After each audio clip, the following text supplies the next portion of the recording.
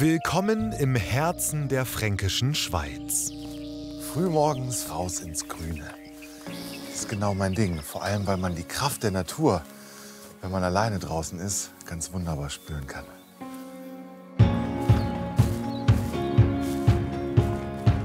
Felsen, Höhlen und mystische Burgen. Kommen Sie mit auf eine Abenteuerreise durch eine sehr abwechslungsreiche deutsche Urlaubsregion. Wir sind oberirdisch und unterirdisch unterwegs. Das ist eine komplett neue Erfahrung. Wir entdecken die Region in Oberfranken von ihrer genussvollen Seite.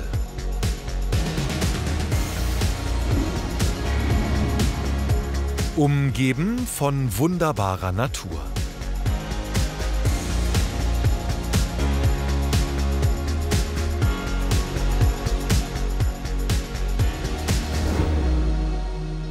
Es ist ein spannender Mix. Und was es hier alles zu entdecken und zu erleben gibt, das finden wir mit Ihnen gemeinsam heraus.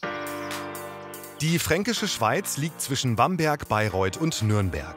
Wir starten in Tüchersfeld, erkunden dort ein imposantes Kletterparadies. Eine mystische Felsenstadt gibt es bei Auerbach in der Oberpfalz zu entdecken. In Forchheim haben wir ein Date mit einer Königin und in Bamberg gibt's Dolce Vita. Im Zentrum der Region erwartet uns eine spektakuläre Expedition in die Schönsteinhöhle und noch viele weitere Abenteuer.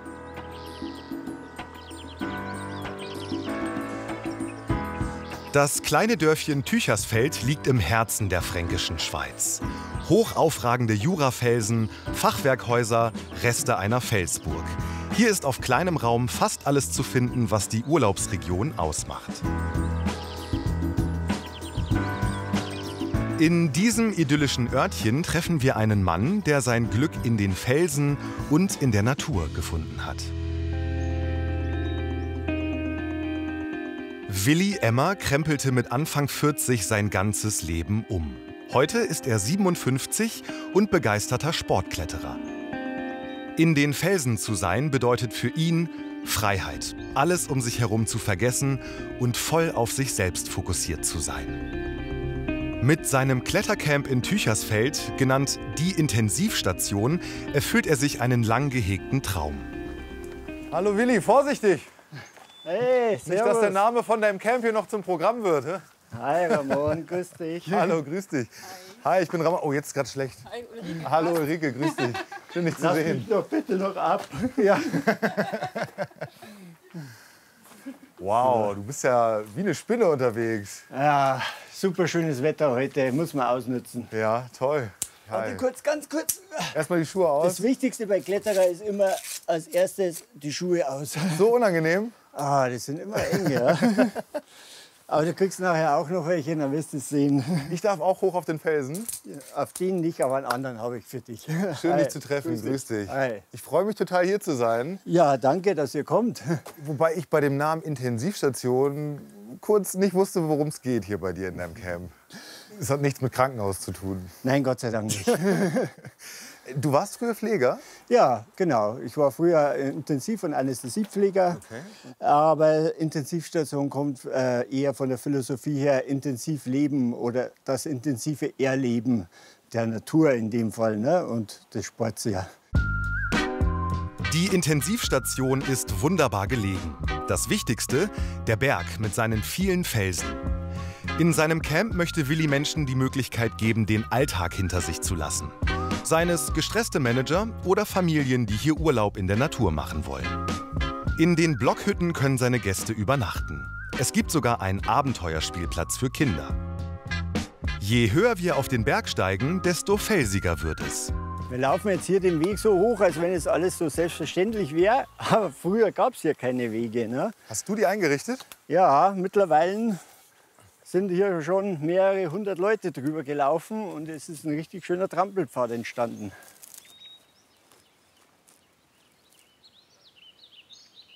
Also ich muss noch mal kurz nachfragen, das ist dein eigener Felsen?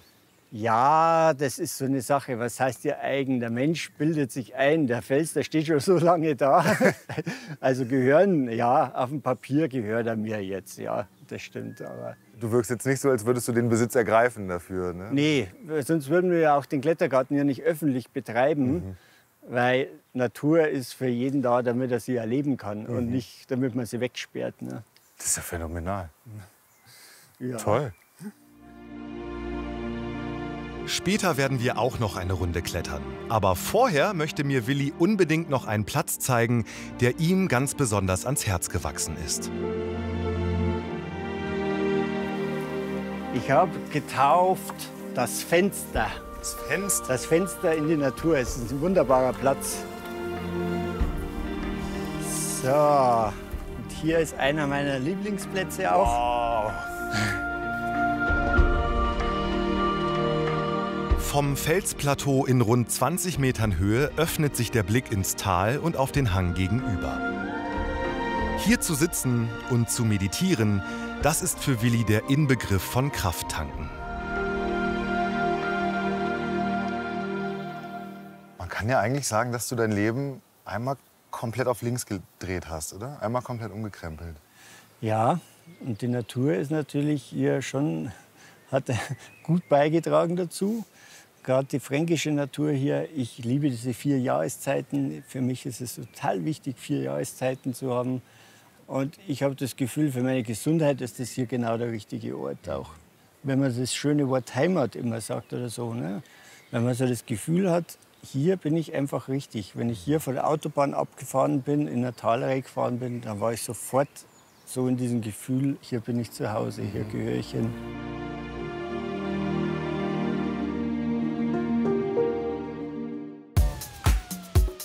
Über 100 Kletterrouten befinden sich auf dem Gelände seines Camps.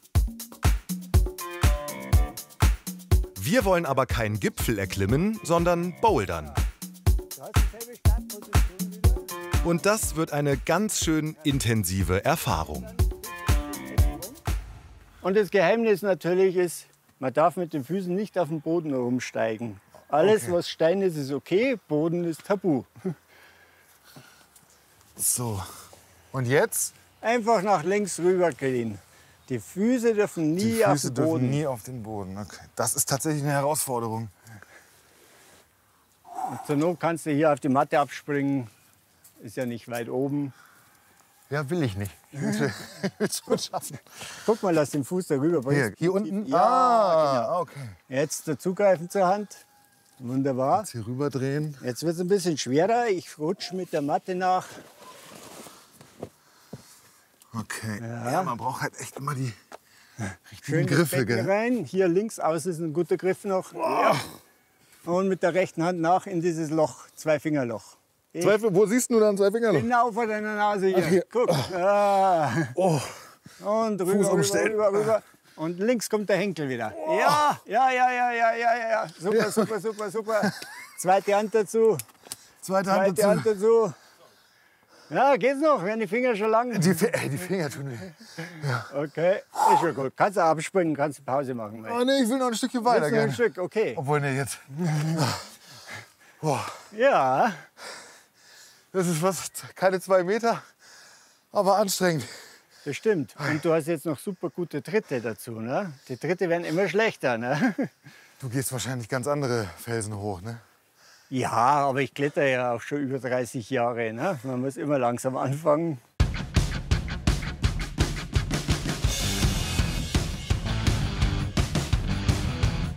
Und dann zielen wir, zack. Das ist beeindruckend.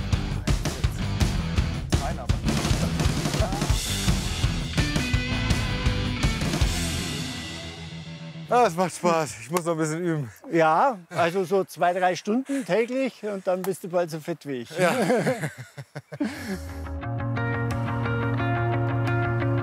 Schroffe Felsen, umgeben von Laub- und Nadelbäumen, prägen die Landschaft der fränkischen Schweiz. Unser nächster Stopp führt uns an den östlichen Rand der Region. Wir sind jetzt unterwegs im Wald bei Auerbach in der Oberpfalz und hier soll es bizarre Steinformationen geben, die mit ein bisschen Fantasie an eine eigene Stadt erinnern sollen. Ich bin sehr gespannt, was uns jetzt erwartet. Die steinerne Stadt lässt sich mit dem Auto oder über Wanderwege erreichen. Sie liegt versteckt zwischen Bäumen. Es geht ein wenig bergauf und plötzlich liegt sie dann vor einem. Massive Felstürme mit skurrilen Formen. Es ist ein bisschen so, als würde man eine Fantasiewelt betreten.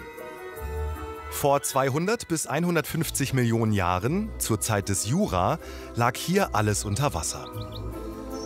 Und bei den mächtigen Felstürmen handelt es sich um Riffe aus dem Jurameer.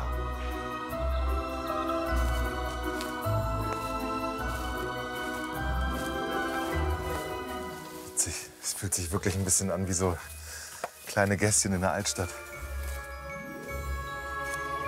An vielen der Felsen kann man klettern oder einfach nur hindurchwandern und staunen.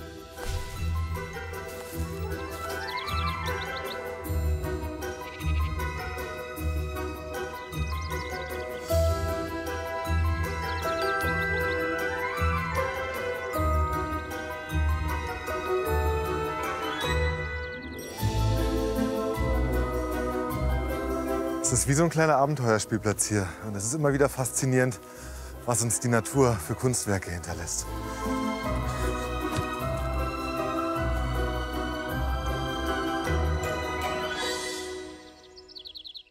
Es geht wieder mitten hinein in die Region.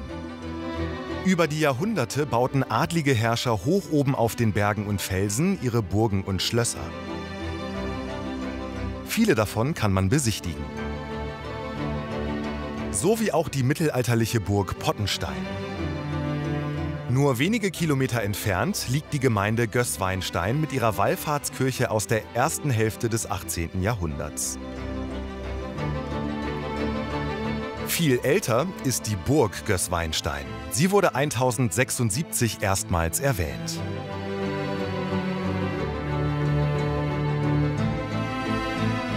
Einige der Innenräume sind für Besucher geöffnet.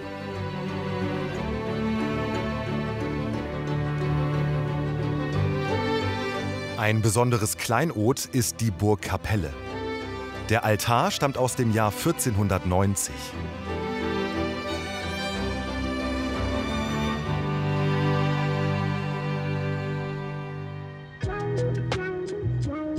Auch das ist ein Wahrzeichen der fränkischen Schweiz, die Ehrenburg. Die Einheimischen nennen ihren Hausberg liebevoll das Walberla. Den Namen hat er wohl von der Walburgiskapelle bekommen, die wie ein i-Tüpfelchen auf dem Tafelberg steht.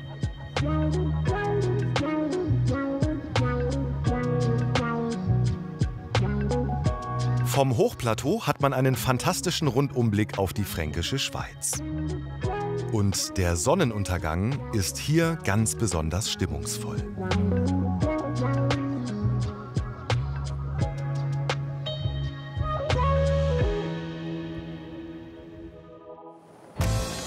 Ein neuer Tag. Unser heutiges Ziel, die Traditionsstadt Bamberg. Die wohl bekannteste Sehenswürdigkeit ist das alte Rathaus, das direkt im Fluss der Regnitz gebaut wurde. Bamberg gilt als besonders liebens- und lebenswert. Die Altstadt ist als UNESCO-Welterbe besonders geschützt.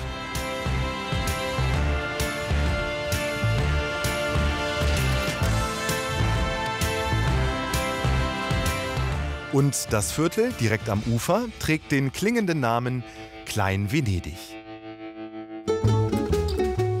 Apropos Venedig, das ist wohl die charmanteste Art, die Stadt zu entdecken. Von der Regnitz aus ganz entspannt in einer original venezianischen Gondel. Dolce Vita mitten in Bamberg. Als Gondoliere Luigi rudert Jürgen Riegel Touristen und Einheimische über den Fluss. Die Idee dazu entstand vor über 30 Jahren. Naja, ursprünglich, ich komme ja eigentlich aus der Mittelalterszene, also habe ich auch mal zeitlang gemacht. Ja. Und wir haben so Dracula-Shows hier auf Burgen und Schlössern gemacht. Und mein Kollege Graf Dracula hat mich in Bamberg besucht. Wir saßen hier am Ufer, haben ein paar Bierchen miteinander getrunken und hatten dann die verrückte Idee, wir legen Mitternacht einen Sarg ins Wasser. und verkleiden uns in unseren Kostümen als Graf Dracula und Krolog und fahren hier den Kanal runter. Wenn wir dann mit Geiste hier an Klein Venedig vorbeifahren, haben wir gesagt, Mensch, das ist es, müssen wir wieder eine schwarze Gondel machen. Und das hat uns nicht mehr losgelassen. Ein Jahr später haben wir tatsächlich die Gondel gekauft. Ah ja, toll. Und ist das immer noch die Gondel von vor 30 Jahren? Das ist original die tatsächlich erste Gondel, Wahnsinn. die ich immer noch fahre. Ja. Es ist halt auch mein Herzensstück und ich möchte die auch fahren, bis ich vielleicht irgendwann mal in der Gondel beerdigt werde. Sie wird auch immer wieder hergerichtet. Es ist ein Holzboot, jedes Holzstück kann man austauschen dran. Ah ja, okay. Wer so eine Gondel besitzt, darf allerdings nicht einfach losrudern. Man braucht eine Lizenz. Jürgen ließ sich von einem venezianischen Gondoliere ausbilden, der sich in Nürnberg niedergelassen hatte. Da vorne jetzt bei den Häuserfassaden, das ist dann Klein Venedig quasi. Genau. Früher waren da keine Gärten und die Häuser waren direkt am Wasser gestanden. Ah, okay. Dann lagen die Schiffe direkt vorm Haus, beziehungsweise man konnte teilweise unten reinfahren. Daher vielleicht auch der Begriff Klein Venedig. Aber ursprünglich kommt dieser Begriff aus einer anderen Situation. Und zwar, Bamberg ist auf ein Sumpfgebiet gebaut. Und da waren sehr viele, da haben wir sehr viele Kanäle angelegt, um das trocken zu legen. Und deswegen haben wir eigentlich im Mittelalter Bamberg auch schon Klein Venedig genannt. Wegen dieser vielen Wasserstraßen. In der Gondel und vor einer solchen Kulisse lässt es sich gut aushalten.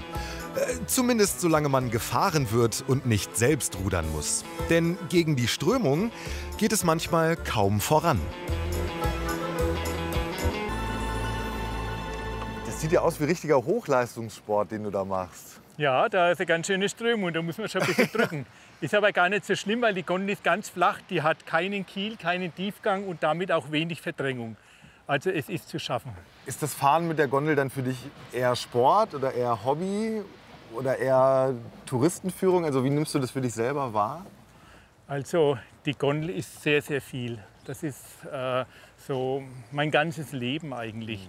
Da gehört dazu, ich habe einmal den Sport. Das ist ein Ausdauersport, das ist der schönste Sport, den es gibt. Ich bewege jeden Muskel gleichzeitig, ich tue nichts überlasten. Es ist diese Meditation auf dem Boot, es ist die schöne Unterhaltung auf dem Boot. Die Menschen, es sind viele Menschen von überall her. Und das Schöne, was das Allerschönste ist, die Leute sind alle glücklich. Die steigen aus und freuen sich und sagen, wir haben jetzt was ganz Tolles, was Schönes gemacht. Und es gibt einen viel fürs Herz. Jürgen alias Gondoliere Luigi. Ein Bamberger Unikat mit ausgesprochen italienischem Gemüt.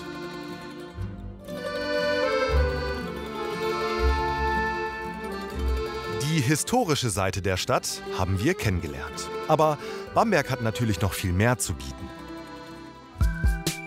Einige 100 Meter vom Zentrum entfernt liegt der Hainpark, die grüne Lunge der Stadt. Dort treffen wir eine Frau, die Bamberg in ihrem Internetblog vor allem mit Fotos vorstellt. Sie gibt dort Tipps für coole Unterkünfte, angesagte Läden, Cafés und Restaurants. Wir sind mit Saskia Schwarzenberger an ihrem Lieblingskiosk verabredet. Ah, hallo Saskia. Ah, hi. Hallo, grüß Schön, dir dich. zu begegnen. Schön, dich Hi. zu sehen. Grüß dich. Wie geht's dir? Sehr gut. Es ist ein bisschen frisch. Ich würde einen Tee nehmen, glaube ich. Pfefferminz gerne. Okay, mach ich jetzt. Dass wir uns an einem Kiosk treffen, hätte ich jetzt eher in Köln vermutet oder so oder irgendwo im Rheinland. Ist die Kioskkultur hier groß in Bamberg? Es gibt 2 Kiosks, also diesen und einen Schwesterkiosk am anderen Fluss. Ja? Und das ist ein bisschen so Prenzlauer Berg-mäßig und mittlerweile so ein Treffpunkt für Jung und Alt. Das ist richtig schön. Sehr cool, ja. Super. Dankeschön. Vielen Dank. Bitte schön. Sehr nett. Danke. Dankeschön. Nehmen wir Platz, gell? Ja. Danke. Servus, hallo. Hi. Moin. Ich soll dich grüßen, Saskia. Von wem? Von Luigi, dem Gondolier. Von Jürgen. Ne? Ja, Bamberg ist so ein bisschen Dorf. Ne? Das ist schon klein, gell? Jeder kennt jeden. Darf ich dir eine Fruchtschlange anbieten? Oh ja, gern. Oh, ist aber tolle Begrüßung hier. Danke. Richtige fränkische Freundlichkeit hier. Bist du eine Urfränkin? Ja, aus dem Umkreis von Bamberg komme ich. Okay. Hört man am rollenden Rrr, ne? Das kriege ich nicht weg. Das Fränkische. Das Fränkische Rrr. Genau, Das habe ich ja. richtig toll. Ja. Und seit wann bist du hier in Bamberg? Oh, schon eine ganz, ganz, ganz lange Zeit. Ich schätze 13 Jahre oder so. Seit 13 Jahren. Wohne Okay. ich hier. Genau. Kinder hier geboren, echte Bamberger Kinder. Das heißt, du bist auf jeden Fall verwurzelt und gehst nicht mehr weg. Sehr. Nein, ich gehe nie wieder weg. Ich werde hier alt. Ist es so? Auf jeden Fall. Das ist so. Das weiß ich. Die Universitätsstadt Bamberg ist bei jungen Leuten beliebt, weil es eine lebendige Kultur- und Kneipenszene gibt und gleichzeitig so viel Grün. Saskia zeigt uns einen weiteren ihrer Lieblingsorte, das Hainbad auf der Rückseite des Kiosks. Es liegt direkt an der Regnitz und ist eins der letzten Flussbäder Deutschlands. Willkommen im Hainbad. Baden im Fluss bedeutet den Bambergern wirklich richtig viel. Die lieben einfach ihren Fluss. Und, Sieht jetzt gerade nicht ganz so aus, aber... Nee, sieht nicht so aus. Aber man kann sich das nicht vorstellen. Im Sommer muss man früh aufstehen, dass man überhaupt einen Platz bekommt auf dem Steg. Und da liegen ein Handtuch neben dem anderen. Im Sommer sind freie Plätze heiß begehrt. Schon Ende des 18. Jahrhunderts gab es hier Wannenbäder in Holzhütten. In seiner heutigen Form wurde die Badestelle allerdings erst in den 1930er Jahren ausgebaut. Sehen und gesehen werden. Das Hainbad, ein Kultbadeplatz. Saskia führt uns weiter rum. Komm, ich zeige dir ein paar Kabinen. Das ist auch noch was Besonderes hier. Boah, das sieht ja sehr traditionell aus. Ja, sehr traditionell. Und wenn man die einmal hat, dann gibt man sie auch nicht mehr her. Die werden wie vererbt. Echt? Ach so, ja, hier mit Schlüssel, hä? Ja, hat jeder seine eigene Nummer, man hat einen Schlüssel. Das ist ein bisschen wie auf dem Campingplatz. Ja, da kann man alle seine Sachen praktisch einfach da lassen. Und wenn man dann zu Besuch ist, kann man sie alle rausholen. Ah, lustig. Hey, servus Uschi. Die Uschi, der gehört auch in der Kabine, kenne ich zufällig. Aha. Magst du das Sommerfit? Es ist alles eingestaubt wie sonst. Hi. Hallo Uschi. Das ist der Ramon. ich bin der Ramon. Lass sie hin. Das macht nichts. Hi. Grüß dich, wie geht's dir? Gut, Gott sei Dank geht's wieder los. Mit der Da geht's Saison. los. Ach, mit der Saison hier. Mit der Saison, ja. Ich bin so froh, wenn wir wieder raus können. Ach, und in meinem Alter, ich verreise jetzt nicht mehr so viel wie früher. Das ist mein Paradies. Uschi ist eigentlich jeden Tag hier. Genau. Ist das hier so wie dein Urlaubsort Das quasi? ist jetzt, also jetzt im Alter halt, ne, ist es wie mein Urlaubsort und ich bin seit meiner Geburt hier. Meine Mutter hat mich als Säugling hierher gebracht. Ist es wahr? Und was kommen hier so für Leute her? Alle Altersgruppen. Ist alles bunt gemischt? Alle Altersgruppen. Also schön ist es für die Studenten halt so nach der Uni. Was ist los, ne? was geht und so. Ich meine, wir waren ja früher nicht anders. Dann noch viel Spaß in Bamberg. Vielen Dank. Alles Gute dir, Uschi, gell? Okay. Bis bald. Schön, dass wir uns gesehen haben. Tschüss. Ciao. Die Uschi. Von der grünen Oase schlendern wir zurück ins Bamberger Zentrum. Saskia will uns in eine mehrfach ausgezeichnete Cocktailbar und in ein Restaurant mit außergewöhnlich kreativer Küche entführen. Auf unserem Weg überqueren wir noch einmal die Regnitz, diesmal aber mit einer Fähre. Wollen wir einmal übersetzen? Ja, gerne. Ja, dafür bin ich ja da. Super. Das geht jetzt einfach so. Es gibt keinen festen Fahrplan, oder was? Ich fahre, wenn jemand kommt. Du fährst, wenn jemand kommt. Ja, okay. Genau. Dann, Manchmal stehe ich länger und manchmal kürzer.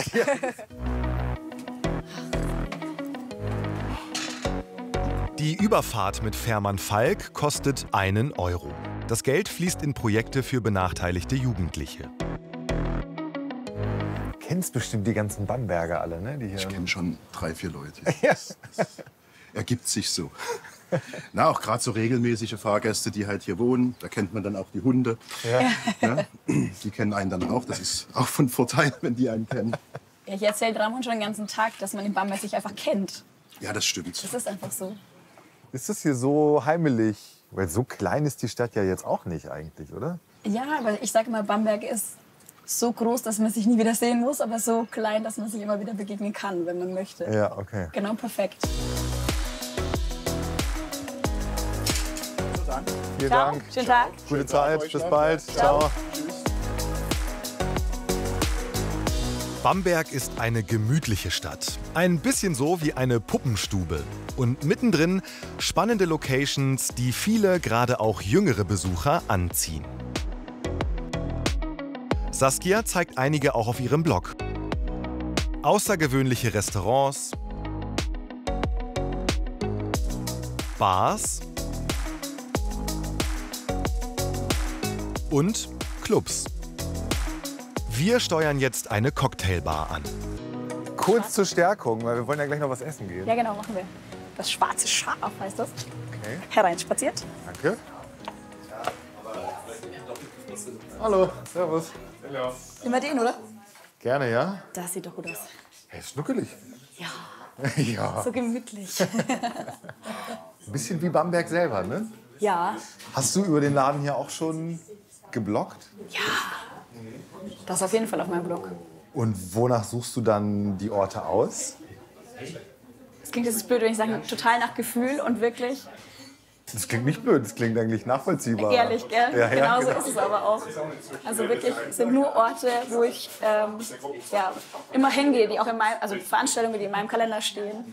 Orte, wo ich auch selbst einfach bin und einfach frei sein kann. Und die wandern auf den Blog.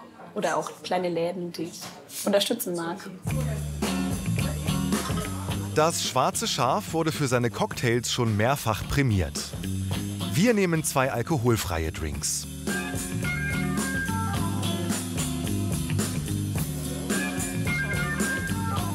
Perfekt, um den Appetit anzuregen.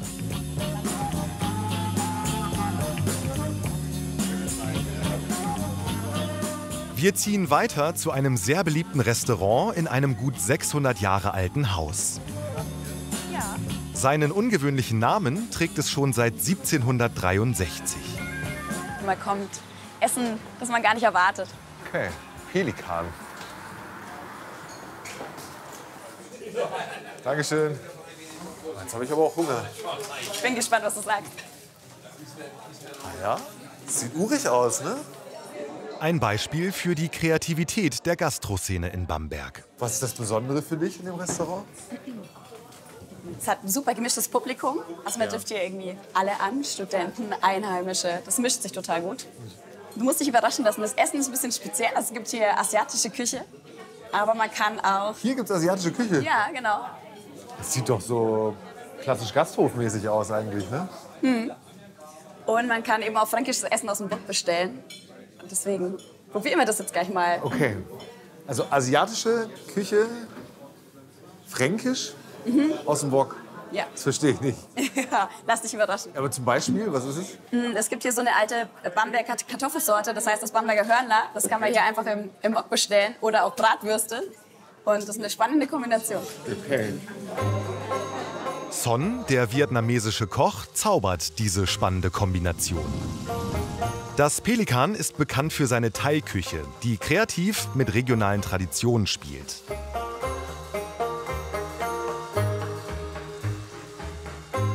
Fränkische Bratwürste aus dem Wok mit Bambus, Paprika, Brokkoli, Zwiebeln und Duftreis. Oder die vegetarische Variante. Bamberger Hörnler mit Spitzkohl, Gemüse, Egerlingen und Sprossen.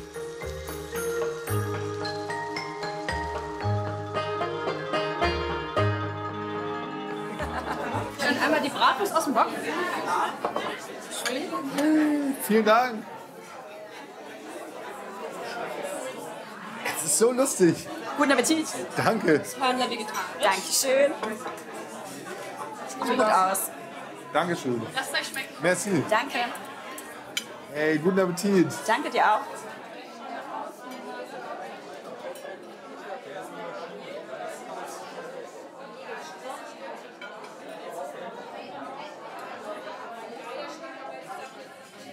Und was sagst du?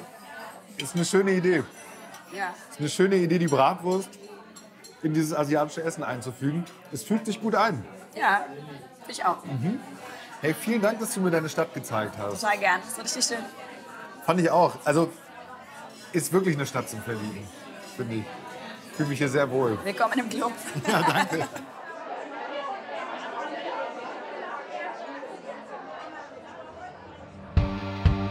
Ein neuer Tag.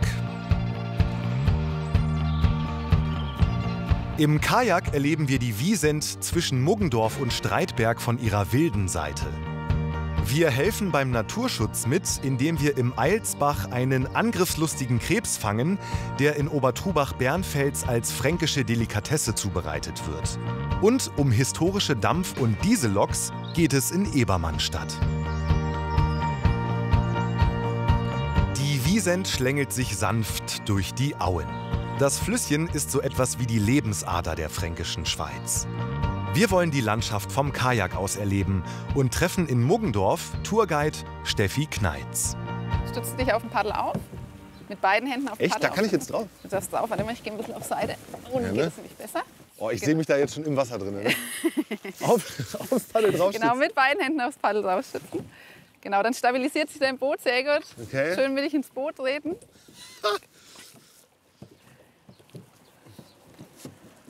Sehr Der gut. Knie ist falsch, ne? Hinsetzen Ja, wäre genau, gut. Füße nach vorne. Ah, falsch eingestiegen, ey. Wie krieg ich das denn jetzt hin? Alles gut, ich halte es fest. Du hältst es fest? Ich halte es fest. Ah, zack. Hoppala. Okay. Oh, ist gemütlich. Okay, ist gut, ne? Ja, super. Bist du bereit? Ich bin bereit. Und dann drehen wir mal eine kleine Runde. Und wie fühlt es sich an? Gut, ja, man muss sich dran gewöhnen. Aha. Es ist ein bisschen wackelig. Und da vorne in der nächsten Kurve geht es dann auch tatsächlich, also da fängst du schön die Strömungen an. Ich fahre vor dir Ja. und du versuchst mir so ein bisschen in meine Spur zu fahren. Ja.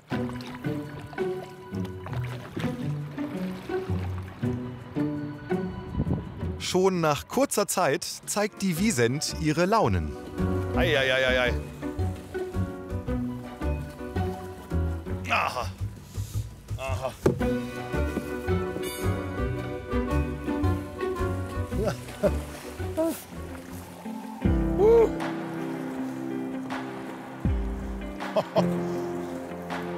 Schon eine kleine Wildwasserfahrt, Ja, na ne? klar. Alles gut bei dir? Ja, alles super, danke. Sehr gut. Boah, jetzt geht die Strömung aber ganz schön heftig. Oh. Hallo. Genau, komm ein bisschen zu mir rüber, Ja. dass du da vorne nicht im Gestrüpp landest. So, jetzt zum Beispiel falsch gelenkt. Kopf runter. Genau, immer nach vorne lehnen. Sehr gut. Sehr gut. Bist du hier aufgewachsen? Ich bin hier aufgewachsen, ja. Wie war das als Kind für dich? Du warst viel draußen. Ich war schon viel draußen. Ja. Meine Eltern haben das auch immer unterstützt. Also wir haben echt viel gemacht. Wir waren viel draußen. Ich kann mich auch erinnern, dass ich mit meinem Papa bei Aktivreisen mal Kajak fahren war vor langer Zeit. Ja. Und das ist irgendwie hängen geblieben halt. Ne? Ja. Also schon, ich weiß es sehr zu schätzen. Ja. Was ist deine Lieblings-Outdoor-Aktivität hier Boah, draußen? ich gehe am liebsten Kajak fahren. Ne? Das ist schon das, was ich am liebsten mache. Ich liebe Wasser, das ist einfach mein Element. Ja, und ich finde es so schön hier, weil auch wenn ich aus der Fränkischen komme, ich finde halt, die Perspektive vom Wasser ist halt nochmal eine ganz andere. Ne? Und Ja, das das ist stimmt. einzigartig und das ist schon was Besonderes. Es ist auch wirklich hier total schön, finde ich. Jetzt, Ja. wo wir aus der Strömung raus sind, Ja, es ist so ganz ruhig. Ne? ja schon. Aber man muss sich auch an Regeln halten Man muss wahrscheinlich. sich definitiv an Regeln halten. Ich meine, ja. es ist ja hier auch, die Natur müssen wir schützen hier an der Wiesn. Genau, gell? wir müssen die schützen. Die ist uns super wertvoll. Das ist unsere Basis, unser Job. Wir lieben die Wiesen, wir lieben die Fränkischen. Wir wollen, dass es hier sauber bleibt. Wir wollen einfach, dass wir unseren Job weitermachen können, dass wir sowas ermöglichen können, dass man aufs Wasser gehen kann. Und wir wollen aber natürlich auch, dass alle Interessen natürlich auch beachtet werden. Ne? Ja. Das heißt, wir halten Abstand zu den Tieren, wir halten Abstand zum Uferbereich, wir achten auf Angler und so weiter. Ne? Wir wollen da einfach, dass alle ein gutes Leben miteinander haben. Boah, hier rein. Eieiei. Eieiei. Ah. Oh. Ganz knapp.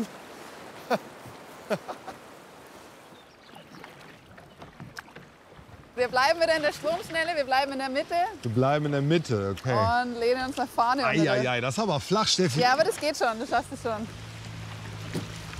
Aber kein Limbo, sondern nach vorne. Nee, immer nach vorne gehen. Okay. Eieiei. Okay. Boah. Ja, perfekt, sehr gut. Super. Und jetzt Achtung, schön in die Strömung. Boah. Boah, boah, boah.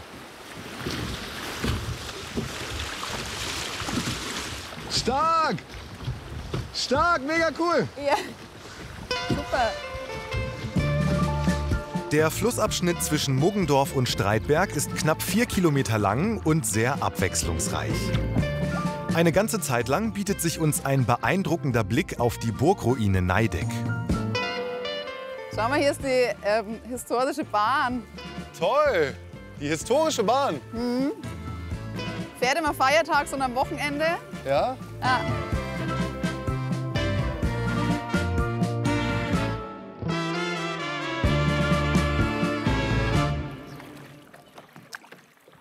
Könntest du dir vorstellen, woanders zu leben? Nein.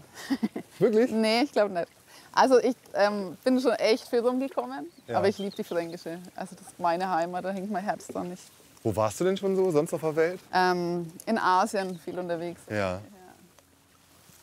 Echt, und die Fränkische ziehst du vor? Die Fränkische ziehe ich vor. Auf Dauer schon, ja. Okay, toll. Das ist einfach mein Ding. Nachvollziehbar. Der Mix aus Naturerleben, Abenteuer und Entspannung ist schon was ganz Besonderes. Und das Beste, man muss keine Fernreise buchen, um die fränkische Schweiz zu entdecken.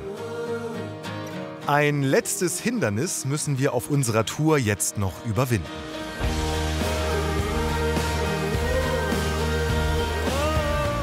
Bist du bereit?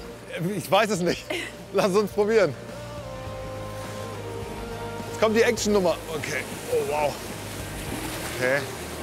Reinbiegen und gleich nach rechts. Und gleich nach rechts. Komm. Komm. Jawohl. Jawohl. Sauber. Geil! Mega! Hammer. Stark. Super cool. Super. Geil Vielen gemacht. Dank. Oh, das ist ja mega cool. Stark.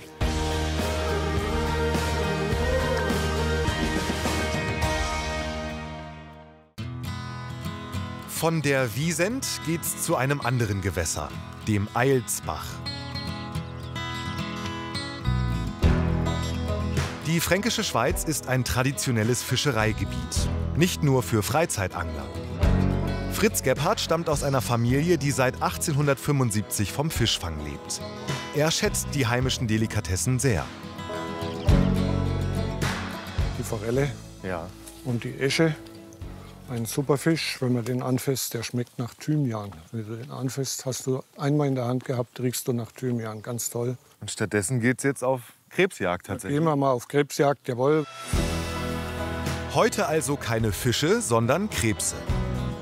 Wir haben ein besonders aggressives Exemplar im Visier, den amerikanischen Signalkrebs. Eine eingewanderte Art. Er verdrängt mehr und mehr die heimischen Edelkrebse und Fische. Und zu allem Überfluss hat er auch noch einen gefährlichen Pilz mit eingeschleppt. Das ist jetzt hier quasi der Käfig, wo die reinlaufen. Jawohl, richtig. Reuse sagt man ja. Ne? Reuse, jawohl. Jetzt schauen wir mal, Ich bin sehr gespannt. ob wir hier unten, da liegen ein paar schöne Steine, weil das sind so bevorzugte Standplätze von den Krebsen. Die müssen ein bisschen schnüffeln. Einfach und da unten rein. Okay. Einfach da unten rein, jawohl. Die muss nicht weit in den Bach, sondern nur am Ufer entlang liegen, weil die krabbeln alle am Ufer entlang. Die bleibt da jetzt erstmal. Die lassen wir jetzt hier mal über Nacht liegen, ja, mal 24, 36 Stunden, je nachdem, wie wir hier wieder vorbeikommen. Aber wir haben ja hier noch mehrere Liegen im Alsbach. Da unten ist eine. Da können wir ja dann mal ganz kurz reinschauen, ob wir was gefangen haben. Die habe ich gestern Morgen reingelegt. Okay, ja, da bin ich sehr Und da gespannt. schauen wir doch mal, ob sich was tut. So, nehmen wir mal unser Gefäß mit. Hast du immer mehrere Reusen dann? Ja, gleichzeitig ja, oder ja, so? da sind immer mal welche dabei. Da ist nichts drin, kommt auch vor. Aber da kannst du ja mal schauen, ob was drin ist. Ja, soll ich die mal Ich meine, das rausziehen? ist ja Okay. einfach, die rauszuholen. Ein bisschen aufpassen, weil es glatt ist. Hier am Draht. Ja. Okay. Bin ich aber gespannt. Tatsächlich, da krabbelt. Und es knistert ein bisschen, ne? Jawohl, und die Köder haben es auch aufgegessen. Wunderbar. Da guckt er schon raus mit seinem Fühler. Gibt's ja nicht. Ich hätte nicht gedacht, dass Gute Stelle. wir hier tatsächlich Krebse fangen. In der Fränkischen. Ja, wie gesagt, ein paar Steine braucht es. Das ist immer wichtig. Das Ja. ist der Vorteil vom Alsbach, dass wir hier schöne große Steinlagen drin haben. Und die schauen doch ganz Die sind ja gut riesig. aus. Schau ihn dir an. Woran erkennen wir jetzt, dass das ein amerikanischer Signalkrebs An ist? diesen weißen Stellen da in diesen Bei den Scheren? Ja. Okay. Das ist ein eindeutiges Merkmal. Sie sind auch von der Farbe etwas anders, aber das ist ein eindeutiges Merkmal. Und er hat auch, wenn du schaust, alle Beine noch. Also das ist ein guter Kämpfer. Andere haben mal eine Schere verloren, das macht denen aber in der Summe nichts aus. Nach der nächsten Häutung wächst die Schere nach. Auch die Beine wachsen nach, also das muss einen nicht traurig machen, das ist wie bei den Eidechsen. Die sind uns evolutionär, glaube ich, Jahrmillionen voraus. Wenn wir die jetzt hier rausholen, sagst du, leisten wir den Beitrag zum Naturschutz? Jawohl, weil wir einfach diese invasiven Arten etwas verkleinern. Etwas. Invasiv, sie pflanzen sich einfach schneller fort als die anderen. Sind aggressiver als der deutsche Edelkrebs. Und wie gesagt, wenn er diesen Pilz mitbringt, dann ist der Edelkrebs einfach wehrlos dagegen. Das heißt also, immunologisch ist er wehrlos dagegen. Ist das eine Besonderheit hier in der Fränkischen? Oder gibt's die Krebse Nee, die auch gibt es in der Zwischen deutschlandweit. Also die sind Deutschlandweit, überall, wo man sich vorstellen kann. Natürlich in den Kleinbächen, die auch im Sommer warm werden. Da fühlt er sich in dem Moment natürlich richtig wohl. Kalte Flüsse, da ist er unbeweglich. Da ist wahrscheinlich auch die Population nicht ganz so stark. Aber hier, wo Laub reinfällt, er frisst alles. Er frisst Laub, er frisst Fischleich, er frisst, was so reinkommt, Insekten und so weiter. Die müssen ins Wasser wahrscheinlich. Die müssen ins Wasser. Wir geben die jetzt gleich in unseren Eimer rein. Also es ist schon faszinierend. Sie haben die Möglichkeit, auch über Wiese zu laufen oder sonst was. Die Krebse sind nicht 1000-prozentig vom Wasser in dem Moment abhängig. Solange ihre Kiemen feucht bleiben, können die auch außen atmen. Also ist es unkritisch. Aber wir wollen dort keine Tierquälerei machen, sondern das soll schon artgerecht stattfinden. Bis sie den Weg in den Kochtopf finden, muss das in Ordnung sein. Das ist ganz wichtig. Und es wird nicht lange dauern, bis diese Exemplare den Weg in den Kochtopf finden. In seinem Lokal in Obertrubach-Bernfels bereitet Heinrich Schmidt sie mit Saisongemüse und selbstgemachten Nudeln zu. Die amerikanischen Signalkrebse bietet er als fränkische Delikatesse an. Hi Heinrich. Hallo. Was sind sie jetzt? Das sind die fränkischen Hummerler Okay. mit den hausgemachten Tomatennudeln. Die waren doch eben noch schwarz. Die werden durch das Kochen werden die rot. Okay. Direkt vom Fluss auf dem Teller im Mund. Also besser kann es gar nicht sein. Hummerla, quasi kleiner Hummer. Ja, den haben wir so getauft, weil wir gesagt haben, regional amerikanischer Signalkrebs hört sich komisch an. Und da haben wir uns gedacht, warum nicht Hummerla? Also wir wollen auch mal was fränkisch Großes haben. Ich habe noch nie so einen Krebs gegessen. Wie funktioniert das? Also ich mache von der Küche her hinten am Schwanz auf, dass man da schon mal da rausholen kann. Und an den Scheren. Dafür gibt es dann nicht die kleinen Gabeln, kann man schön rein und kann sich die rausholen. Okay, vielleicht kannst du mir das gerade mal zeigen.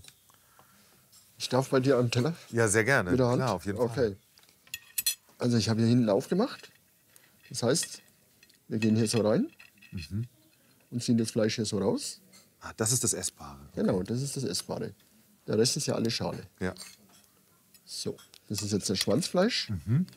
Ist viel Handarbeit dabei. Ja. Oh, das Knacken ist ja heftig. Dir macht das gar nichts aus?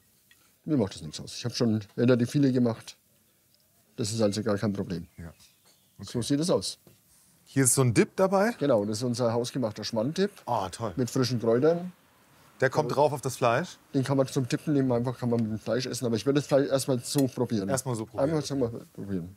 Fränkisches Hummerla. Schmeckt köstlich. Fang ich doch. Ganz weich, Ja. ganz zart, nicht so fischig. Nee.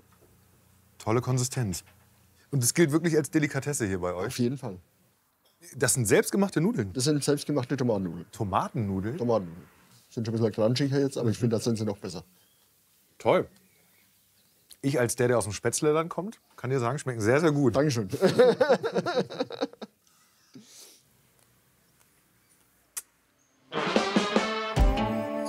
Es geht für uns wieder zurück ins Wiesental. Diesmal nach Ebermannstadt. Die historische Eisenbahn, die wir vom Kajak aus gesehen haben, wollen wir uns genauer anschauen. Die restaurierten Schätzchen stehen geschützt in einer Werkhalle. Alte Diesel- und Dampfloks. Regelmäßig treffen sich die Mitglieder des Vereins Dampfbahn Fränkische Schweiz in ihrer Freizeit, um an den alten Loks zu schrauben und sie zu warten. Sebastian Grasser kümmert sich darum, dass die über 80 Jahre alte Diesellok wie geschmiert läuft. Oh, starkes Stück, mein lieber Mann. Was machst du denn gerade? Motor abschmieren für den Fahrtag morgen zur Vorbereitung. Okay. Magst du mir helfen? Gerne, ja. Bitteschön. Ich habe noch nie sowas in der Hand gehabt. Das ist ganz einfach. Du gehst jetzt hier oben einfach mal auf diese Löcher drauf, die du siehst, und drückst zweimal auf den Hebel drauf. Hier oben hast du Löcher und hier vorne. Hier die 3 Löcher? Genau, da gehst du einfach mal drauf und drückst zweimal drauf. Okay. Ja, reicht schon einmal. Reicht schon einmal. Genau. Hast in der Mitte noch mal eins. Gut. Bei eurer Arbeit wird man dreckig auf jeden Fall, gell? Ja, wer sauber bleibt, hat was falsch gemacht. Das Ganze außen noch mal. Jawohl. Der Verein hat über 400 Mitglieder. Sebastian gehört zum harten Kern der Ehrenamtlichen, der sich jede Woche trifft, um die alte Technik instand zu halten. Warst du schon immer so Eisenbahn verrückt? Es hat im Kindesalter angefangen, ja. Ich sage immer, die meisten Jungs, die mögen Polizei, Feuerwehr, Bulldogs, Bagger und Eisenbahnen. Und ich bin bei der Eisenbahn hängen geblieben. Wie alt bist du? Ich bin jetzt 30. Krass, okay. Dann bist du ja einer von der jungen Fraktion wahrscheinlich bei euch. Tatsächlich noch etwas von den Jüngeren, ja. Aber ich mache das jetzt seit 18 Jahren. Ja. Dementsprechend auch schon sehr jung angefangen bei uns und jetzt schon lang dabei. Super. Was ist denn für dich die Faszination Eisenbahn? Im Endeffekt gerade was wir machen mit den großen alten Maschinen, die Technik, die man jetzt hier sieht, die man anfassen kann. Wo man auch wirklich selber was machen kann, ohne dass man hypermoderne Computer und alles Mögliche braucht und Software, die einen steuert. So, hier macht man wirklich noch alles selber. Alles Handarbeit. Ne? Alles Handarbeit, wie du gerade merkst.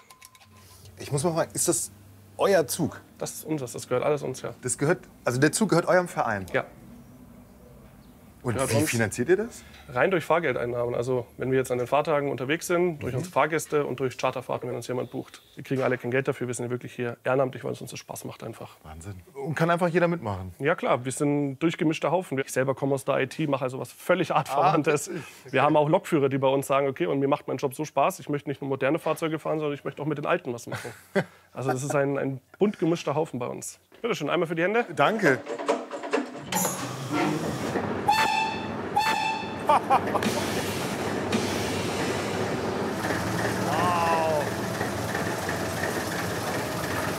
Läuft. Die Diesellok ist fahrbereit. Es gibt allerdings noch mehr zu tun. Caro ist für die Weichen zuständig. Genau, und einfach so ein bisschen mit dem Pinsel drüber. Hier? Genau, so unten die Fläche. Wir müssen die Weichen schmieren und überprüfen. Aha, alles klar. Und dann gibt es da noch die Dampflok aus dem Jahr 1930. Mit Markus reinigen wir die Feuerbüchse. Heidefetz. Ja. Genau. Da kommt man sich ganz klein vor so einem Gerät, ne? Ja. Hier rein? Genau. Okay. Schauen wir es uns mal an. Die Feuerbüchse ist der Raum, in dem die Kohle verbrannt wird. Das Problem, man gelangt nur durch eine kleine Öffnung hinein. Also jetzt kopfüber einfach, oder was? Genau. Ganz schräg, Arme voran. Arme voran, okay. Und mit den Beinen schieben. Und Vorsicht mit dem Kopf, wenn du aufstehst. Und zack. Alles klar. Ja gut.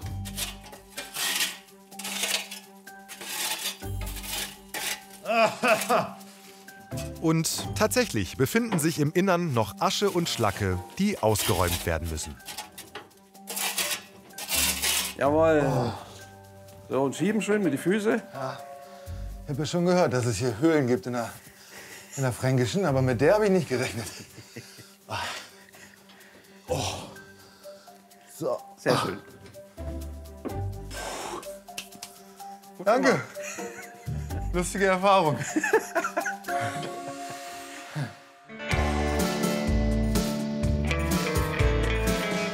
Wer in der Fränkischen erleben will, wie man früher auf der Schiene gereist ist, ist hier bei der historischen Bahn richtig.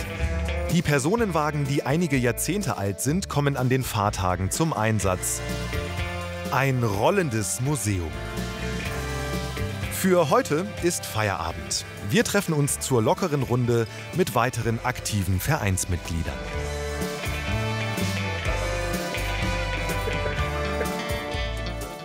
Das interessiert mich. Macht ihr das in erster Linie für euch oder macht ihr das in erster Linie für die Fahrgäste oder für die Touristen? Also für mich beides. Also ist für mich, ich habe Bürojob. Für mich ist das mal was mit Händen machen und mal bewegen und nicht nur Maus schieben. Aber wenn du da auf dem Zug bist und dann so eine Schar glücklicher Kinder vorbeiturnt, das bringt auch dann Feedback, dass man hier was Richtiges macht. Ja. Wir nehmen die Gäste hier mit auf eine Zeitreise. Wir machen mit denen einen Zeitsprung zurück in die 1950er, 1960er Jahre. Und ich bin gerne als Schaffner am Zug und finde es so schön, wenn die Generationen dann hier sind. Wenn hier der Großvater mit dem Enkel da ist beispielsweise und erzählt, mit so einem alten Waggon bin ich früher in die Schule gefahren oder zur Lehre gefahren oder selbst in den Urlaub gereist. Und für viele, gerade junge Kinder, ist es oftmals der erste Kontakt überhaupt mit dem Medium Eisenbahn in Anführungszeichen. Und das ist schon toll. Und das ist auch das, was mir hier viel Spaß macht und mich begeistert. Und auch da springt auch der Funke rüber zum Fahrgast. Ja, das glaube ich gern. Ja. So, jetzt haben wir alles fertig gemacht und morgen gehen wir auf Tour. Habt ihr schon Reservierungen? Ja. Also wird voll morgen? Wird voll, ja. Wird voll. Sehr gut. Ich freue mich sehr. Danke für den schönen Tag.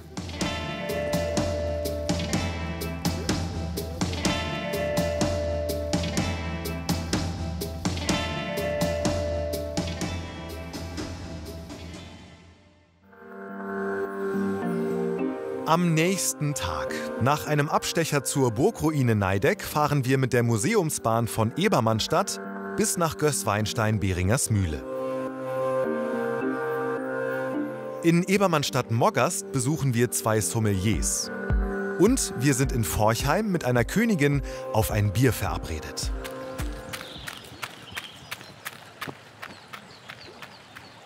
Schönen guten Morgen.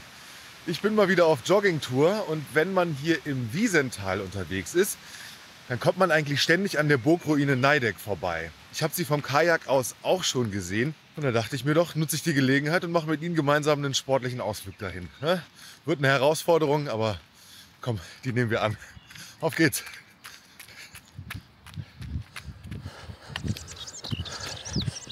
Wer nicht hoch joggen will, kann natürlich auch einfach gemütlich hoch wandern.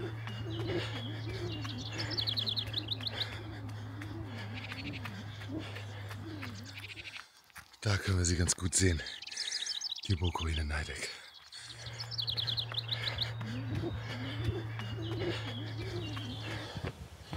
Ursprünglich stammt die Burg aus dem 12. Jahrhundert. Im 16. Jahrhundert wurde sie während des Bauernkriegs schwer beschädigt und schließlich aufgegeben. Heute ist die Ruine für Besucher gut ausgebaut. Oh, toll. Kann man schon machen. Den Ausblick hier ins Wiesental zu genießen, das ist richtig schön. Und schauen Sie mal da, sehen Sie die Bahnstrecke da unten? Ich glaube, mit der historischen Lok sind wir da gleich unterwegs. Ich freue mich auf den Tag.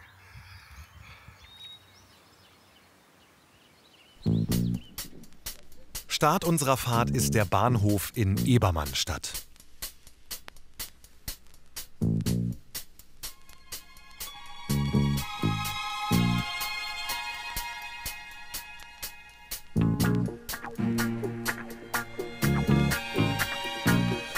So, endlich. Nach getaner Arbeit, nehmt ihr mich mit? Auf jeden Fall. Sehr gut. Herzlich willkommen an Bord. Danke. Ich freue mich sehr. Hallo. Servus.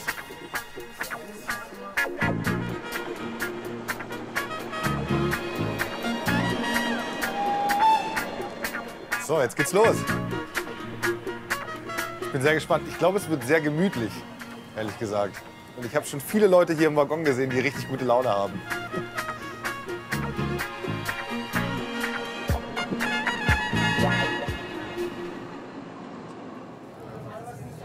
Oh. Seid ihr eine Reisegruppe? Ja. Aha. Servus, hallo. Servus. Wie geht's? Ja, absolut. Hervorragend. Ja, hervorragend. Von wo seid ihr denn? Na, von hier. Ihr seid von hier? Ja, freilich. Und wen hast du hier dabei in deiner Truppe? Wen habe ich da dabei? Das sind meine 2 Kinder dabei, der Lukas und die Laura. Und sind Freunde aus international aus Singapur. Oh, wow. Hello. Und die Alessia aus Italien. Hallo. Aus Italien? Yeah, Italien. Sprichst du Italienisch? Ja, sprichst du auch Italienisch? Naja, ein ganz kleines bisschen. Grazie mille. Grazie mille. Hey, wie gefällt dir die Gegend hier? Es ist unglaublich. Ich war bisher noch nie in Deutschland. Ah, es ist das erste Mal. Ja, genau, das erste Mal. Ich war schon ein bisschen skeptisch. Aber ich genieße es hier sehr. Die Leute sind nett. Ich habe so viele lokale Biere probiert. Ich erlebe hier das volle Programm. Ich komme auf jeden Fall mit meiner Familie wieder.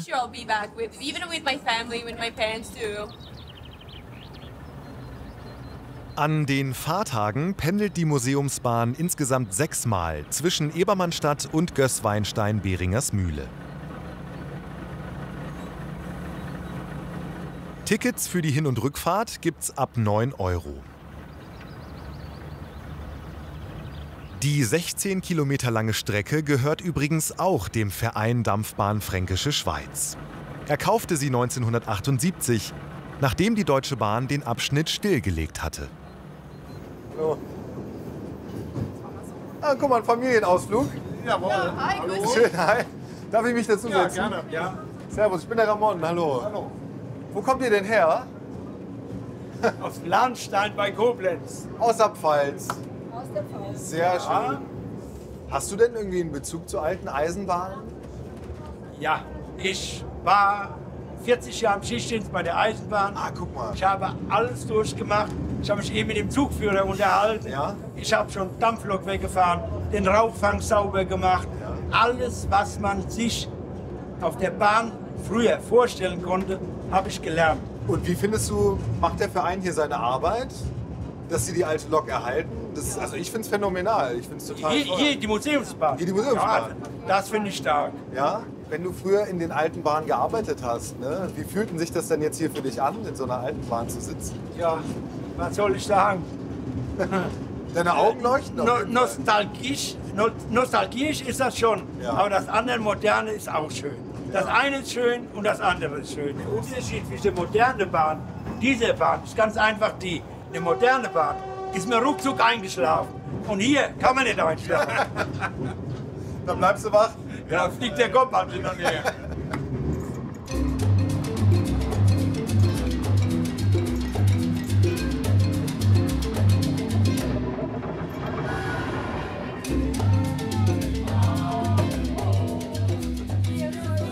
So, dann bräuchte ich einmal die Fahrkarten, bitte.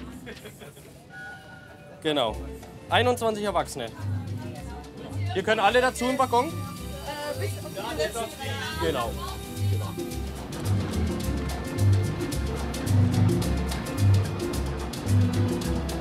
Leon Beck hat gerade sein Abitur gemacht und übernimmt heute den Job als Schaffner.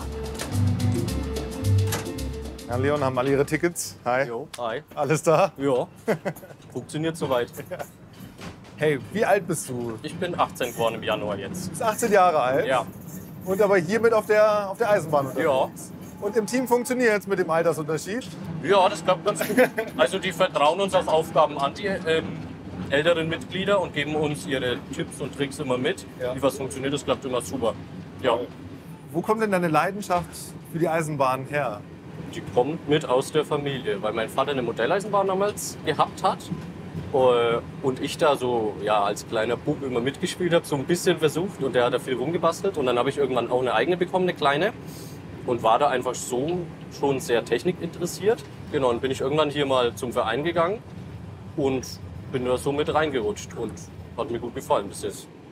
Bist du stolz auf das, was ihr macht? Auf jeden Fall. Ja, also das ist schon immer, auch in der Uniform fühlt man sich schon immer sehr, ja, jetzt habe ich wieder was geschafft. Macht auch immer Spaß, dann immer so da zu sein, und da ist schon so ein gewisser Stolz mit verbunden. Ja.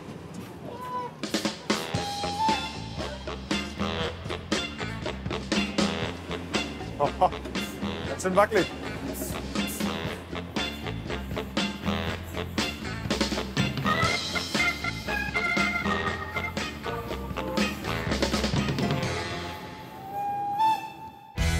Wir sind von der Schiene auf die Straße umgestiegen und fahren eine knappe halbe Stunde nach Forchheim. Die Stadt wird auch das Eingangstor zur Fränkischen Schweiz genannt und hat eine reizvolle Altstadt. Das Nürnberger Tor stammt aus der Barockzeit.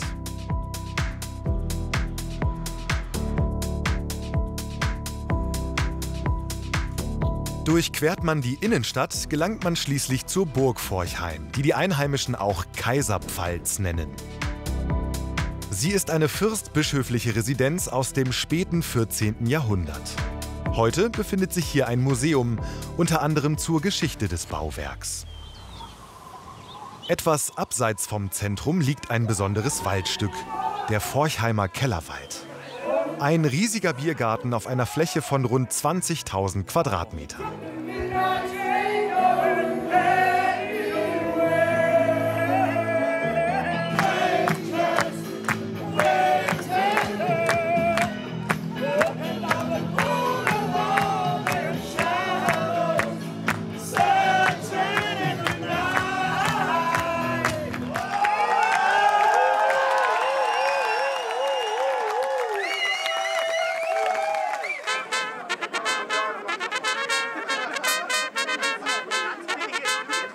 Mitten im Wald erwartet uns eine Königin. Ihre Majestät Luisa I., die 10. Forchheimer Bierkönigin. Die junge Frau repräsentiert für 2 Jahre einheimische Brauereien und die Stadt Forchheim. Danach gehen wir nicht heim. Jawohl, Prost!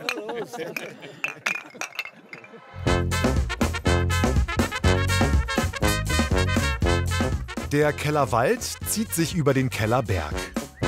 In diesen Berg wurden schon vor fast 4 Jahrhunderten Stollen zur Lagerung von Bier getrieben. 23 Bierkeller sind es insgesamt. Und einen davon zeigt uns die Bierkönigin. Geht's jetzt hier in die Heiligen Hallen? Ja, genau. Wir sind jetzt hier beim Westtaubenkeller. So, hereinspaziert. Danke. Kühl. Ja, 6 Direkt? bis 10 Grad. Oh ja, alles klar. Braucht das Bier, um es zu lagern. Ja, hier geht's noch ein ganzes Stück weiter. Boah, ist das finster. Ja. Tageslicht kommt hier natürlich keins mehr rein. Ja. Aber ja, mittlerweile durch die Lampen eben sieht man auch was. Ich weiß aber tatsächlich gar nicht, wie die das früher gemacht haben. Vermutlich mit Fackeln oder so. Ja, mit Kerzen wahrscheinlich. Ne? Ja. Hey, und das war hier früher alles voll mit Bier. Ja, genau.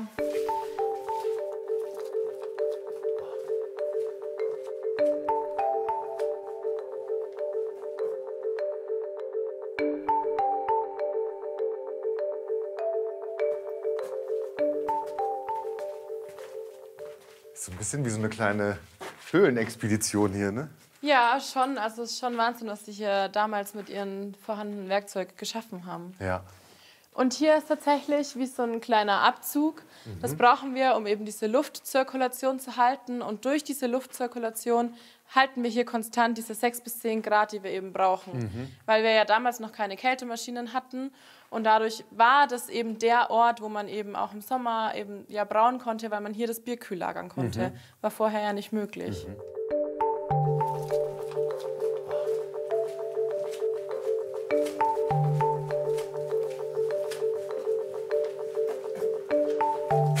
Licht aus hier. Ja, genau. Zack. Aus.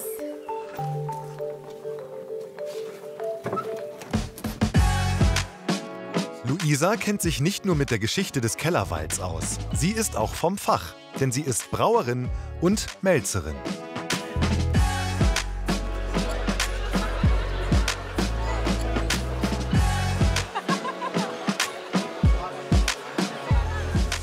Kannst du dich noch erinnern, wann du dein allererstes Bier getrunken hast?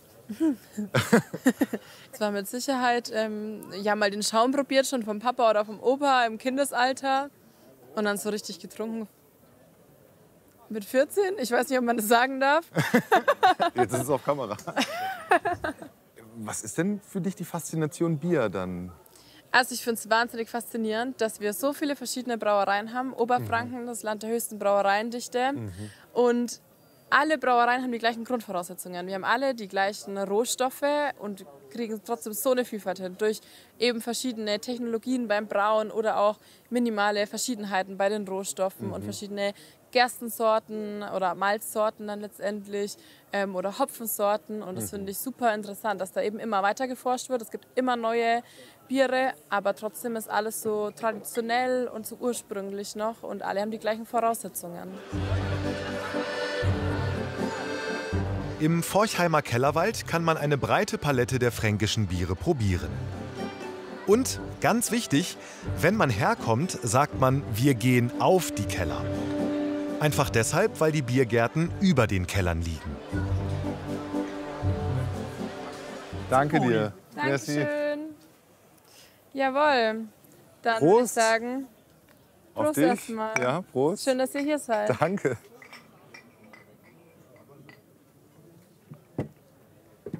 Schmeckt super. Gerade auch wegen des Ambientes. Mhm. Und in Franken gibt es einfach das beste Bier. Das sagst du, ja, Das klar. findet man nirgends anders.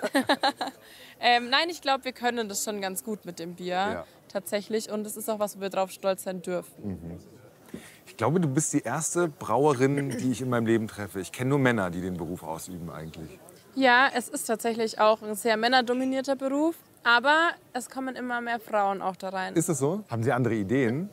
Oder? Ja, ich glaube, dass Frauen sich einfach mehr trauen, mutiger sind teilweise, mal was Neues auszuprobieren mit neuen Hopfensorten etc. Da ist man ja mittlerweile ganz flexibel. Es gibt zum Beispiel einen Hopfen, der schmeckt extrem nach Mandarine. Dann gibt es einen Hopfen, der schmeckt nach Eisbonbon. Und das sind so Hopfen, die werden noch sehr wenig eingesetzt. Das ist auch noch relativ frisch alles erforscht. Aber ich glaube, dass Frauen in Zukunft da experimentierfreudiger sein werden als Männer und das vielleicht eher mal verwenden. Historisch gesehen war das doch sogar früher auch Frauensache, Ja, oder? das hat zum Haushalt mehr oder weniger mit dazugehört. Und keine Ahnung, wie das dann in Männerhand kommen konnte. Prost auf Forchheim. Wir bleiben im Landkreis Forchheim. Im Frühjahr gibt's hier ein faszinierendes Schauspiel zu bewundern. Die Obstblüte. Die Region ist vor allem für ihre Süßkirschen bekannt.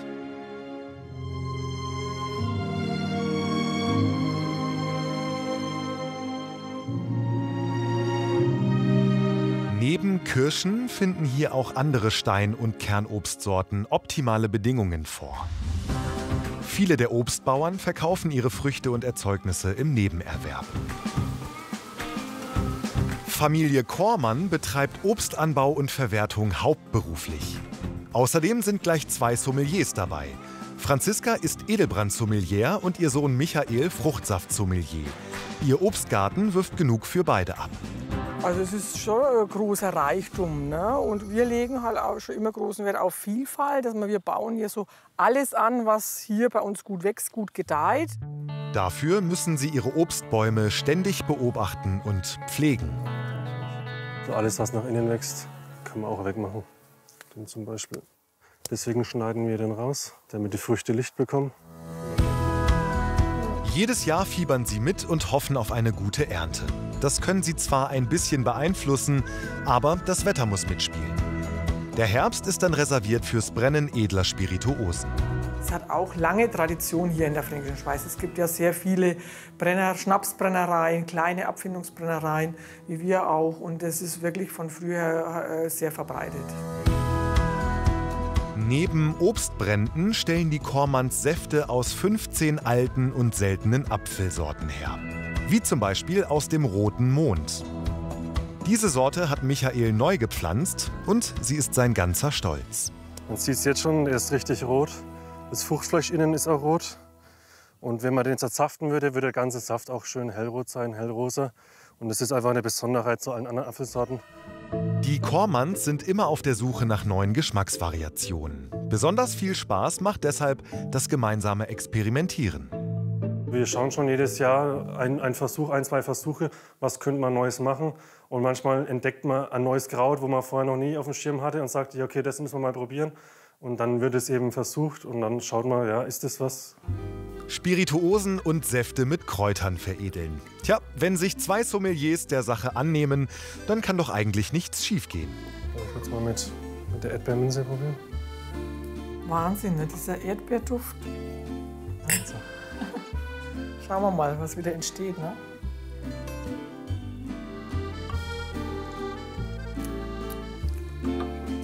schon gut passen. Ne? Ja. Wer weiß, vielleicht entsteht hier im fränkischen Obstparadies ja gerade ein neuer, erfrischender Sommerdrink. Unsere Wunderschön-Tour geht auf die Zielgerade. Es wird spektakulär und eng in der Schönsteinhöhle. Entspannung suchen wir inmitten romantischer Gartenkunst im Felsengarten Saint-Parel bei Wonsees. Und in der Sophienhöhle freuen wir uns auf ein außergewöhnliches Klangerlebnis. In der fränkischen Schweiz gibt es über 1000 Höhlen. Vorsicht! Manche davon sind gut erschlossen und dann gibt es welche, in die sich nur wenige hineintrauen. Oh, das ist aber toll. Martin ist Höhlenführer und mit ihm wollen wir die Schönsteinhöhle erkunden. Es wird eine echte Mutprobe. Und wo geht's jetzt rein? Dann nehmen wir den großen Eingang. Der kleine ist ein bisschen eng für uns. Der ist aber auch ganz schön eng. Ja, aber wir krabbeln da hoch und dann kommen wir in den Gang und können reinlaufen. Okay. Ich habe ein bisschen Muffensausen. Das finde ich sehr gut, das macht dich vorsichtig. Ja, also wahrscheinlich ist Vorsicht wichtig, ne? Vorsicht ist wichtig, am Anfang langsam bewegen, langsam laufen, Ja. auf den Weg gucken, das ist ganz entscheidend, damit man nicht ausrutscht. Da ist ja jetzt schon der Einstieg eine Herausforderung, gell? Du machst das schon, Ramon. Genau. Nicht scheuen, ganz ruhig auf die Knie gehen. Oh. Ah, auf die Knie? Ja, ach, darf ja alles schmutzig werden, ne? Das ist wie zu Hause. Das ist wie zu Hause. Boah. Schmal, feucht. Jo. Das ist ein verrücktes Gefühl, hier so mitten im Gestein zu sein, finde ich. Und jetzt einfach mal durchgehen. Einfach geradeaus durchgehen. Hier kann man erstmal gemütlich laufen. Jawohl. Immer auf die Füße und auf den Kopf gucken. Genau. Jetzt gehst du einfach geradeaus durch. Den Gang, bis du wieder stehen kannst. Immer weiter. Ist das die Halle jetzt hier? Die Genau. erste? Das ist der erste Teil der großen Halle. Mit Tropfstein. Mit ganz vielen Tropfsteinen sogar. Genau. Oh, toll. Aber wie orientierst du dich denn hier eigentlich? Haltepunkte. Gewohnheit. Gewohnheit. Tatsächlich so. Weißt du noch, wann du das erste Mal da warst? Das Jahr kann ich dir nicht mehr sagen, aber ich war als kleiner Junge hier, noch mit meinem Vater damals. Und wie hat es sich angefühlt damals? Damals war das riesengroße Abenteuer. Es ist so ein bisschen wie auf einem anderen Planeten hier irgendwie. Sind das hier oben? Hier kommen die Tropfen runter, gell? Genau, nicht anfassen. Nicht anfassen? Nicht anfassen, das ist nicht so gut für die Tropfsteine, weil die Finger, unsere Finger sind immer mit einer gewissen Fettschicht überzogen. Und das behindert letzten Endes das Wachstum, da bleibt immer ein bisschen was übrig. Das ist zwar in sehr kleinem Rahmen, aber in der Höhle viel gucken, aber so wenig wie möglich anfassen.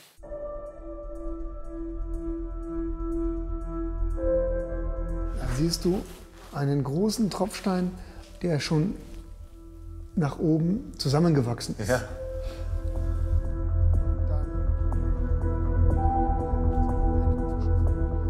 Du hast gesagt, immer den Kopf runter und auf die Füße gucken. Immer ne? auf die Füße leuchten, wenn du läufst. Ja. Und wenn du was angucken möchtest, stehen bleiben. Hi, nochmal. Wir arbeiten uns vor, bis zur ersten richtig engen Stelle. So, wenn du schon mal einen kleinen Schluf angucken willst und ein bisschen abenteuerlicher, ja, dann guck mal nach unten. Da? Und guck mal hier rein. Da kannst du reinkrabbeln, wenn du möchtest. Das ist ein Witz. Das wirst du gleich sehen. Du meinst das ernst? Da unten kann man durch. Soll ich vorgehen oder möchtest du? Da würde ich vorgehen? jetzt darum bitten, dass du jetzt vorgehst, ja, weil da Dann geht mir ein bisschen der Stift, ehrlich gesagt. Ja. Da muss man am Anfang ruhig Zeit lassen, reinleuchten und dann kannst du dich so ein bisschen festhalten. Okay. Und dann, wenn du hier sitzt, lässt du dich reingleiten Ja. und dann kannst du dich aber relativ schnell schon umdrehen, wenn du möchtest. Okay. Dann hast du nämlich die Arme vor dir. Ne? Ja. Und du siehst, du kannst hier nicht viel mit den Armen machen. Das heißt, du musst mit den Beinen arbeiten. Wenn du stehst, geht der Rest ins Loch und dann kannst du erst wieder weiterleuchten. Eieiei. Oh, mit so ganz engen Sachen habe ich es ja nicht. Ne? Wie hat er angefangen? So. Erstmal reinsetzen. So. Du bist unten angekommen? Ich bin unten angekommen und kannst dich auf den Weg machen. Schauen wir mal, ob es klappt. Also, du bist so reingerutscht. Oh, Gesicht, aufpassen. Dann hat er sich umgedreht. Mal so weit reinschieben, bis du stehen kannst. Ja, jetzt verliere ich gerade den Halt unter den Füßen. Ah. Okay. Oh, ist das ein komisches Gefühl. Oh.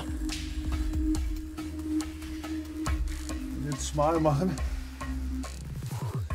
Sehr schön. Ja.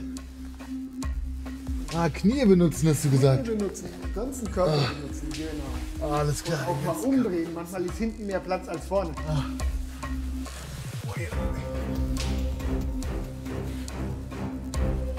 Das muss man auch wollen. Das muss man auch wollen, ja. Oh, man muss den ganzen Körper einsetzen. Man muss den ganzen Körper einsetzen, genau. So, jetzt siehst du. Aber lohnt sich. Lohnt sich, ne? Sind wir ein Stück tiefer?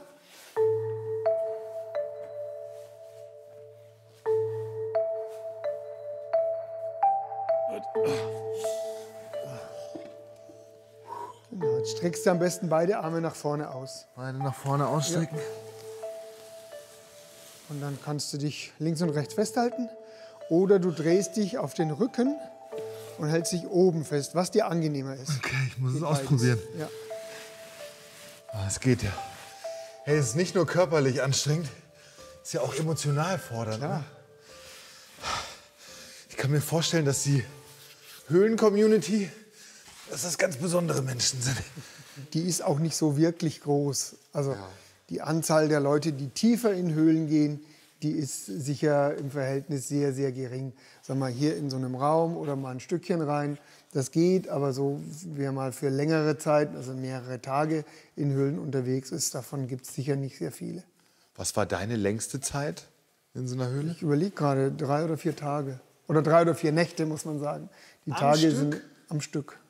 Genau. Mit Übernachtung? Mit Biwak, mit Schlafsack, mit Essen, mit Kocher, mit allem. Und hörst du Geräusche dann? Irgendwie gibt es Tiere in den Höhlen oder so? Also in der Tiefe, es ist völlige Stille und völlige Dunkelheit. Das ist auch ein bisschen Flucht aus der lauten Welt letzten Endes, ne, wenn man sowas macht.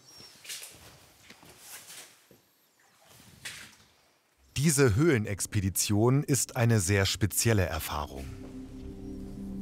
Als Anfänger sollte man sie auf jeden Fall nur mit einem erfahrenen Höhlenguide unternehmen. Im Inneren geht die Orientierung schnell verloren und es wird immer enger.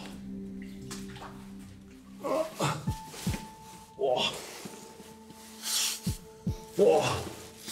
Muss man sich hier so durchrobben, um hier durchzukommen. Boah. Heiligsbrechen.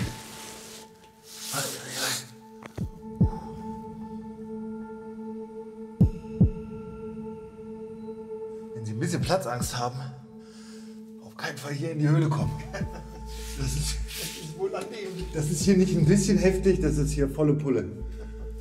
Oh. Das ist eine komplett neue Erfahrung. So was habe ich noch nicht gemacht. Boah, komplett nass. Klitschnass am ganzen Körper. Hat dich das nie so irgendwie beängstigt oder so? Nee. Also das ist tatsächlich viel Gewohnheit. Natürlich guckst du am Anfang mal, wie lange wird das wohl gehen oder so, aber im Prinzip, es wird immer wieder... Du musst ja entscheiden, gehe ich weiter oder gehe ich nicht weiter. Spannend ist es, jetzt gut, hier weiß ich, dass es weitergeht. Spannend ist es, wenn du in ein Loch reinkrabbelst und weißt nicht, ob es weitergeht. Eben. Und musst dann halt wieder zurück. Ne? Weil dann so rückwärts ist Krabbeln deutlich anstrengender als vorwärts. Ja, ja. Jetzt hast du mal erlebt, was Enge ist, ne? Das war das Schmalste, wo ich jemals drin war. Mit Abstand.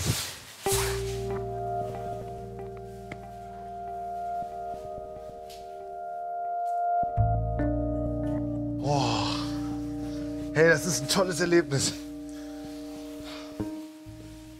Aber es ist auch wirklich respekteinflößend, muss ich sagen. Wahnsinn. Also für alle, die mit Enge und so nicht so gut können, schwierig da drin. Aber naturmäßig gibt was her, ne? Ey, die Luft ist total gut. Ich habe das Gefühl, richtig gut atmen zu können jetzt. Sehr schön. Die Ruhe vor allen Dingen hat mich beeindruckt. Freut mich, Ramon, wenn es dir gefallen hat.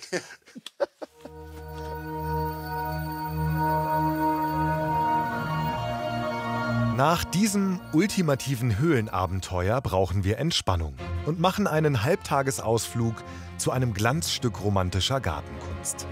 Rund um die mittelalterliche Burg Zwernitz bei Wonsees ließ sich das Bayreuther Markgrafenpaar Friedrich und Wilhelmine in der ersten Hälfte des 18. Jahrhunderts eine einzigartige Anlage bauen. Dazu gehört ein Sommerpalais, der Morgenländische Bau.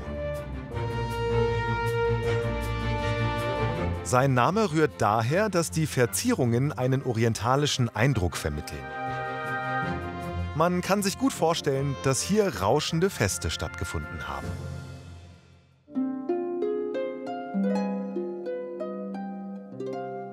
Gleich daneben im Wald liegt der Felsengarten Saint-Pareil. Eine Mischung aus natürlicher Felskulisse und künstlich aufgebauten Ruinen. Herzstück im Felsengarten ist das Ruinentheater.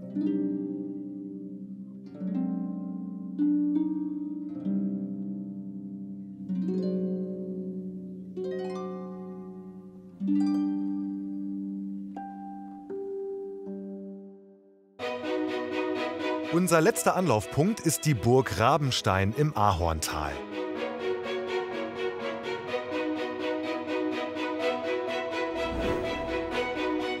In unmittelbarer Nähe befindet sich die Sophienhöhle, eine der schönsten Schauhöhlen Deutschlands.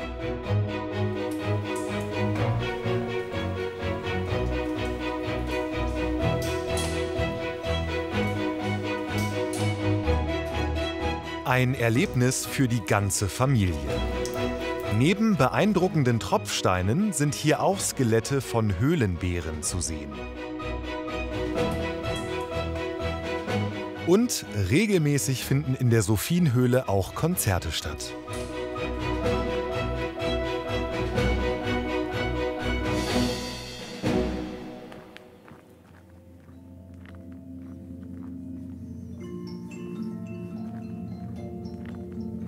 Heute Abend tritt Frank Wendeberg hier auf. Frank ist Diplompsychologe, Musiker, Komponist und Musiktherapeut. Er spielt nicht bloß auf seinen Instrumenten, sondern experimentiert dabei mit den unterschiedlichsten Tier- und Naturgeräuschen.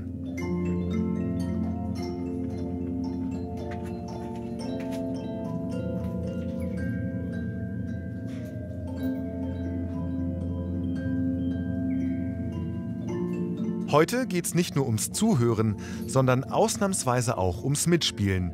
Dafür ist das Cello dabei. Hey Frank. Hi. Hi, Grüß dich. Schön, dass du da bist. Danke, danke, dass ich hier sein darf. Ja, und schön, dass du mitspielen magst vor allem. Da freue ich mich schon ganz besonders drauf. Geht das wirklich? Na klar, super, ja, ich freue mich. Toll. Ja. Das hast du hier aber schön eingerichtet bei denen. Super schöne Höhle ist es hier, ja. Nicht meine Höhle, aber eine, wo ich sehr gerne bin. Genau. Du bist öfter Musik machen in Höhlen? Ja, in verschiedensten Höhlen habe ich schon gespielt, ja. Genau. Was macht da für dich den Reiz? Es ist einfach total schön.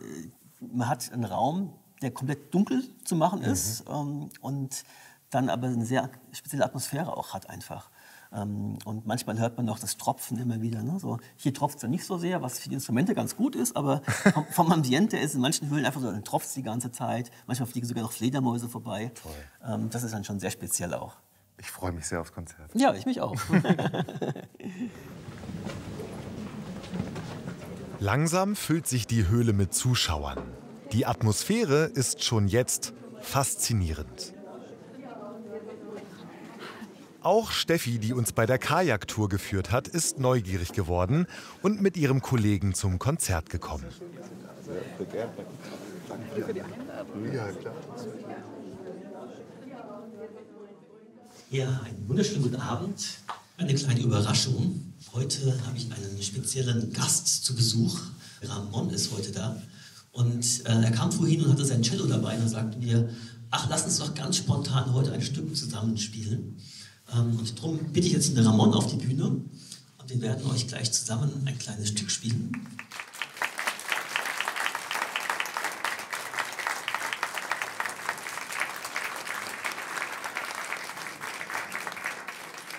Ich bin unglaublich aufgeregt. Ja, ich habe ein Tonstudio und das ist mitten im Wald in der Nähe von Regensburg. Und eines Tages, da habe ich gerade Libellen-Sounds abgemischt, hüpfte eine kleine Erdkröte bei mir ins Tonstudio rein, weil meine Tür offen stand. Und die hat sich anscheinend für ein Casting beworben bei mir. Also habe ich ein Mikrofon in einen Blumentopf eingegraben, die Erdkröte oben drauf gesetzt und ihren Herzschlag aufgenommen. Und aus diesem Herzschlag, zusammen mit den Libellen-Sounds, die ich damals gerade abgemischt habe, ist ein Stück entstanden. Das heißt, die Erdkröte kommt zum Casting.